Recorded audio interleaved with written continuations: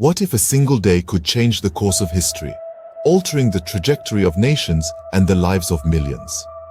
The Somali-Ethiopian War, a conflict that raged from July 1977 to March 1978, is a prime example of such a transformative event. On a fateful day in July 1977, the Somali National Army launched an offensive against Ethiopia, marking the beginning of a brutal conflict.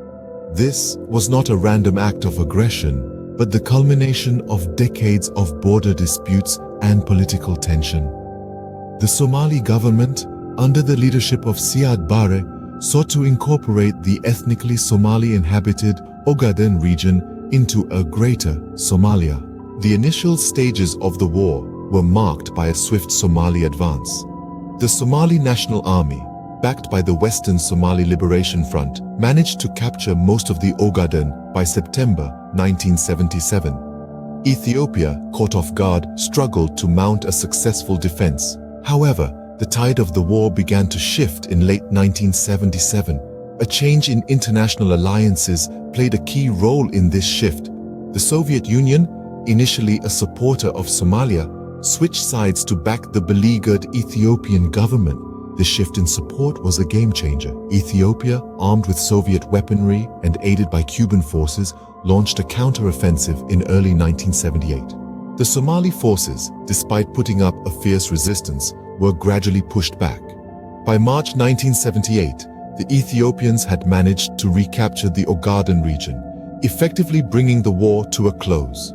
The aftermath of the war was marked by a massive humanitarian crisis, with thousands of lives lost and an influx of refugees into Somalia. In retrospect, the Somali-Ethiopian War exemplifies the complex interplay of regional ambitions, international alliances, and geopolitical interests. The conflict began with Somalia's desire to create a greater Somalia, a goal that led to the invasion of Ethiopia's Ogaden region. However, the war took a dramatic turn when the Soviet Union switched its allegiance from Somalia to Ethiopia, altering the balance of power. The war's outcome was largely determined by this shift in international support. Ethiopia's successful counteroffensive, backed by Soviet weaponry and Cuban forces, led to the recapture of the Ogaden and the end of the war.